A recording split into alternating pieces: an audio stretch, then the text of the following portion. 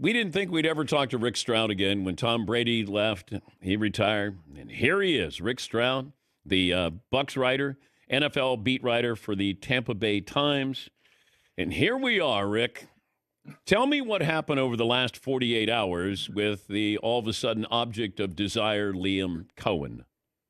Dan, we're the land of runaway brides, man. Bill Parcells did it twice. Chip Kelly did it once. So keep your receipt on the crystal stemware around here. But, look, Liam Coen did a great job last year in his first season with the Bucs on offense, obviously. And so they didn't want to lose him. And they knew that he had one interview with Jacksonville virtually. He was supposed to go up there on Wednesday. Bucs got him to agree to a record contract, one of the highest paid coordinators in football, something like $4.5 million a year. But it was contingent on him not going back to Jacksonville. And they thought he was going to come in. There was some talk about a Zoom call with him and all this. He didn't come in on Wednesday. And they didn't hear from him from about 2:30 on Wednesday till about 5 o'clock on Thursday.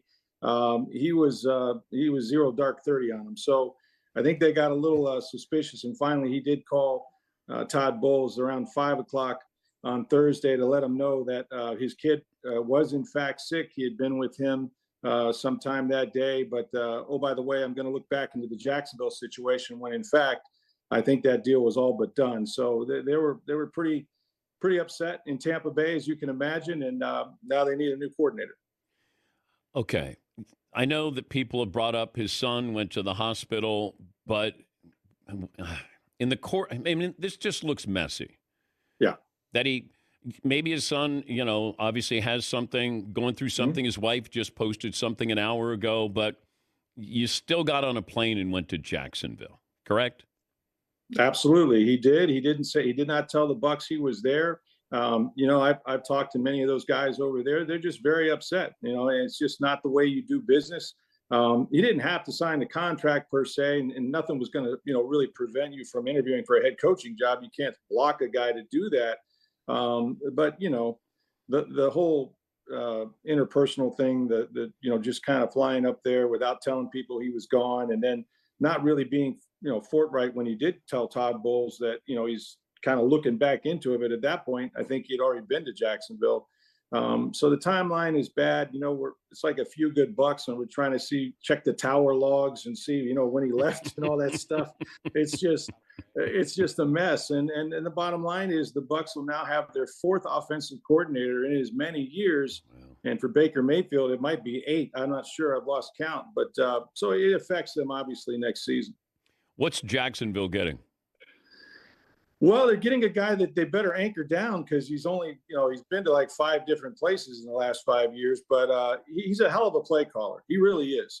He did a nice job schematically. He runs an offense that was similar to what he did in Los Angeles with Sean McVay. He never called plays till he got to Tampa in the NFL. But he's a great teacher. And these young players, you saw them get better each week. Bucky Irving, Jalen McMillan, guys that had to step in when they lost Mike Evans, when they lost Chris Godwin for the season.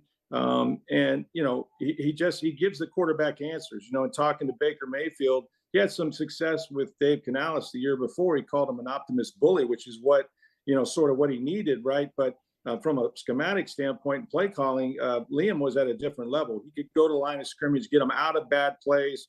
And you saw what Baker did, right? 41 touchdowns, 4,500 yards, 71%. I mean, he was lights out except for too many interceptions. But I just think that they're going to miss his ability to teach and develop, and really, the schematics were so good for this football team. Is he a head coach though? I don't know. And the thing about that is as great as he was as an offensive coordinator, that's a different job. I mean, there's going to be 5 things a day that you're not prepared to have to deal with. Anything from, your girlfriend broke up with you, your mom's sick, whatever it is. And so that's going to take away from his game planning. I assume he's going to continue to try to call plays.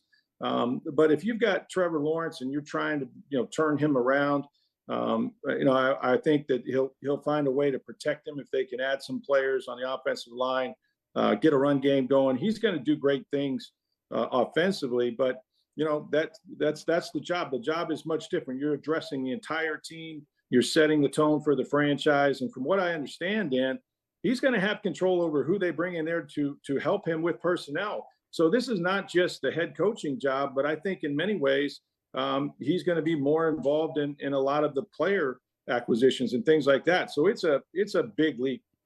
Yeah, that's why if you say, look, I don't want to come in under Trent Baalke, I get it. Yeah. So you go back, they give you this extension, then all of a sudden they fire Trent Baalke. Why can't you just say to Tampa, look, things have changed here. They're letting me have total autonomy here. I'd be crazy not to pass up this opportunity. Would the Buccaneers have rescinded their offer? Like, would they have moved on from him? I don't know that they would have. I mean, I think they would have hung in there and let him do what he wanted to do.